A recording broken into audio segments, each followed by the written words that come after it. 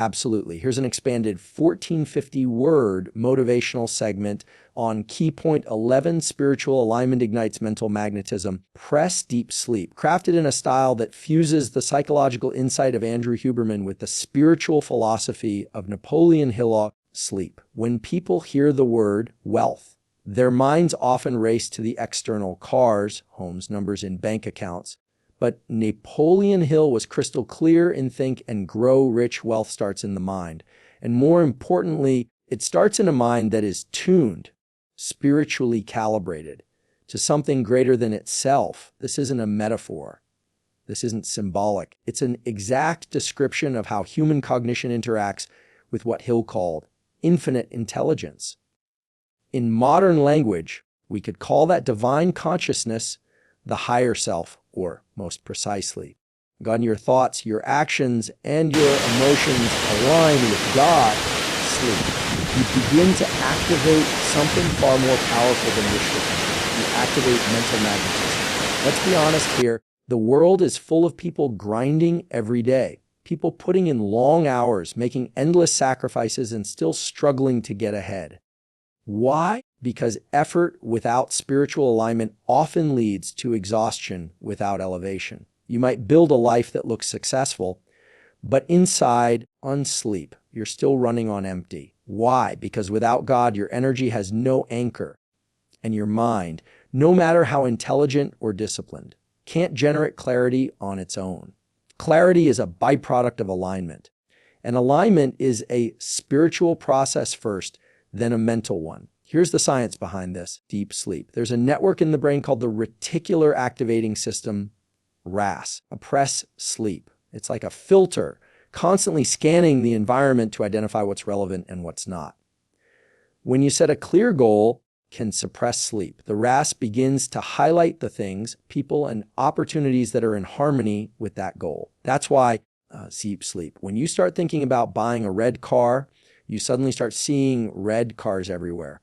Your brain didn't change reality. It just tuned your awareness. But here's where it gets deep. When your goals are rooted in God's will, not just personal desire, your RAS begins to operate on a higher frequency. Your perception sharpens, your discernment increases, and most importantly, your ability to detect the right signals from the noise becomes exponentially stronger. Suppress sleep. This is not superstition. It's neurobiology shaped by spiritual intention. As deep sleep, your faith literally programs your brain to recognize divine opportunities that others overlook. Press deep sleep. What you call coincidence is often just spiritual alignment expressed neurologically. Napoleon Hill often said that thoughts are things, that every idea, every intention carries a vibration that attracts similar energies. Suppress sleep. And the more emotion, the more belief you place in those thoughts, the more power they gain. Press sleep. Now combine that with divine alignment, when your thoughts are not just emotionally charged, but spiritually directed. You create what Hill called a burning desire. That burning desire is not just hunger for achievement. Sleep, spiritual fire. It tells the universe, and more importantly, it tells God, you're ready to carry the responsibility of wealth. Deep sleep. Because real wealth is a responsibility. It's not just about possession. It's about positioning. And unless your mind is aligned with the character of the one who blesses you, wealth will corrupt you faster than poverty ever did. That's why alignment must come first. Let me explain it this way. Think of your mind as a magnet. If it's weak, disorganized, asleep, distracted, it can't attract much. It repels more than it draws in. But when your mind is focused, anchored in God's purpose, it becomes extraordinarily magnetic. You begin to pull in people, insights, resources as deep sleep, and even energy that you didn't even know existed. That's when you realize manifestation isn't about forcing outcomes. That's deep sleep. It's about becoming the type of person to whom those outcomes are naturally drawn. Deep sleep. That shift from chasing to attracting is the product of spiritual alignment. Press deep sleep. You don't need to manipulate outcomes when you trust the intelligence of God more than the ego of man. When your thoughts are tuned to God, your actions flow without friction. You don't hesitate in confusion. You don't overanalyze your way into paralysis. You just move. decisively, can suppress deep sleep. That's what Hill meant by definiteness of purpose. It's not just about setting goals, sleep. It's about walking in certainty because your goals are sourced in obedience. And here's where a lot of people get stuck. They try to manifest from ego. They set goals from a place of fear or lack. And then they wonder why the results are unstable or unsatisfying, because any goal set outside of alignment becomes a burden when it arrives. You get it, but you can't hold it. You see the signs, but you misread them. Why? Because the RS, the system that filters what matters, was programmed by self, not spirit. It was built on anxiety, not authority. Suppress sleep? Let's bring this to real life. Ever notice how when you're spiritually grounded, your perception shifts? You stop reacting impulsively. You start discerning with wisdom. You stop chasing every shiny object and begin focusing on what has longevity. Press deep sleep. You start attracting people who speak in harmony with your destiny, not just your distraction. That's not a coincidence. That's the fruit of alignment. What's happening here is neural. Your amygdala is less triggered, your prefrontal cortex is more active, and your decisions are less emotional and more strategic. But that neurological shift begins spiritually. Suppress sleep. It begins when you submit your mind to something greater than your own plan. You start asking not, what do I want? But what does God want through me? And that one question reframes everything. Because suddenly, your purpose is not about personal gain, but divine expression. When you live like that, wealth becomes a consequence, not the goal. Opportunities start chasing you because your energy is consistent. People trust you because your presence carries integrity. Sleep. Doors open because your reputation precedes you. That's not magic. That's magnetism built on spiritual clarity. Napoleon Hill spoke about the sixth sense, that intuitive flash of insight that appears when you've disciplined your mind to align with infinite intelligence. Sleep. In modern terms, we'd call that intuition, but it's deeper than a gut feeling. It's the culmination of spiritual alignment and mental training. When you align your thoughts with God consistently, that sixth sense sharpens. You begin to feel what moves are right. You can sense timing. You avoid annoyed trap because you're lucky, but because your spirit knows that's not superstition. That's the wisdom that comes from alignment. So let me ask you a hard question. Are you aligned or are you just ambitious? Because ambition without alignment is what creates burnout. It creates success that costs your soul. It builds platforms but destroys peace. It gives you wealth signs but no wealth substance. And what good is a sign if it leads you nowhere? You see, the explosion of wealth signs that Hill talked about. Those breakthroughs can suppress deep sleep. Those sudden moments of clarity, those divine connections, they don't show up just because you worked hard. Sleep. They show up because you believed correctly, because you thought rightly. Deep sleep.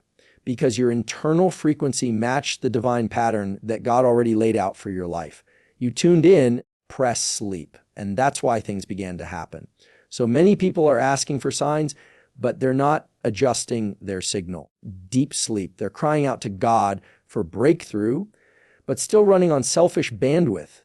That's why they can't hear clearly. Press deep sleep. That's why the signs don't register. It's not that God is silent.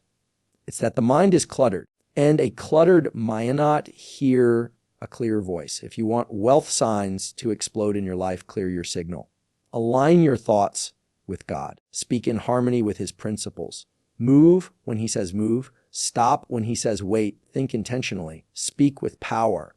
Act with obedience. Sleep. That's how you become magnetic. And once that magnetism takes hold, you don't have to chase what's yours. You just have to prepare for it. The ultimate truth is this: you are not just a transmitter. You are broadcasting every single day through your beliefs, your words, your choices. And the question I is L, what frequency are you tuned to? Because wealth doesn't come to noise. It comes to clarity. So don't just hustle, deep sleep. Don't just grind, tune in, align. And watch what happens when your thoughts begin to echo God's will. The signs won't just appear, they'll explode. Let that sink in. Sleep. There's a common belief that when you align spiritually, all you have to do is sit back and wait for the universe or God to reward you. But that's not how it works. Alignment without action is spiritual procrastination, and many people confuse patience with paralysis. Suppress sleep. They mistake waiting for preparation. The truth is, wealth doesn't show up because you're wishing. It shows up because you're moving. Obedient action is the evidence that you trust what God already told you. And it's in that movement that overflow begins. Napoleon Hill was unapologetic about this. He said, "Desire backed by faith knows no such word as impossible." But the desire has to be backed not just by internal conviction. It must be proven through external obedience. Sleep. Action is faith made visible. It's belief that has taken on form. And the kind of action that unlocks wealth isn't reckless hustle or impulsive movement. It's not grinding in the dark, hoping something sticks. It's precise obedience. Movement that matches divine instruction. Movement that is timed, routed, and aligned with the vision God planted in your mind. Sleep. People love the idea of faith, but they struggle with obedience because obedience is inconvenient. It demands change. It demands courage. Press sleep. It calls you to step when you're unsure, to speak when you're afraid, to give when it doesn't make sense. Obedience is uncomfortable because it exposes your trust level. It separates those who believe from those who are just interested. From a neuroscience perspective, when you act in alignment with a clear, emotionally charged vision, your brain begins to rewire itself. The prefrontal cortex, the part of your brain responsible for planning and decision-making, starts developing new neural pathways. In real terms, that means you start thinking differently. Risk feels less threatening. Discipline feels less forced. Action becomes your default, not your struggle. But that neurological momentum only builds when you act. The longer you hesitate, the more the brain defaults to self-protection. Fear becomes louder. Logic gets distorted. And you begin to doubt what God clearly told you when you were still and aligned. You've felt it before? Those moments when idea strikes you so clearly. It's almost like a whisper in your spirit. You know, it's right? Deep sleep. You feel the timing, you sense the clarity, and yet you pause, you rationalize, you delay. And the longer you wait, the dimmer that signal becomes.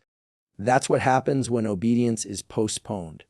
Inspiration dies in hesitation. Obedient action, on the other hand, sustains the signal. Deep sleep. It keeps the frequency alive. It tells your mind, we're serious about this. And more importantly, it tells God, sleep. You can trust me with more. That's the essence of overflow. It's not God giving you more because you asked. Can suppress deep sleep. It's God giving you more because you've proven you can handle what you already have. You've shown that revelation doesn't scare you. That responsibility doesn't paralyze you. That instructions are not suggestions to you. They're sacred. This isn't just spiritual press sleep. It's practical. Every time you take obedient action, you train your nervous system to operate from purpose instead of panic. You reduce cognitive dissonance. You create harmony between your intention and your behavior. And that harmony creates momentum. Small actions compound. Simple steps multiply. And soon you're not just working, you're flowing. Not grinding, you're expanding. And that's when overflow begins. Press deep sleep. Let's be real. Most people aren't blocked because they don't have vision. They're blocked because they don't move. In sleep, they're waiting for the perfect plan, the right moment, the full picture. But obedience doesn't wait for certainty. It responds to conviction. Sometimes God will only give you the next step, not the whole map, because he's not just developing your outcome. He's developing you, fresh sleep. He's building your trust muscle. And if you can't obey without clarity, you'll never be trusted with overflow. Napoleon Hill called this decision backed by persistence. He knew that wealth doesn't follow the curious. It follows the committed. And Paris and sleep. And commitment is always proven through action. You can't say you're ready and still sit still. You can't say you trust God and then move in fear. That contradiction will always cap your capacity. Here's the psychological principle at play. Humans are meaning makers, can suppress, assign meaning to our experiences, and those meanings drive our behavior. When you take obedient action, even when it's hard, you send a signal to your brain, this matters. And the brain, in turn, begins to prioritize that action, allocate energy to it, and build identity around it. Prep sleep. That's how you begin to become the person who lives the life you've been praying for.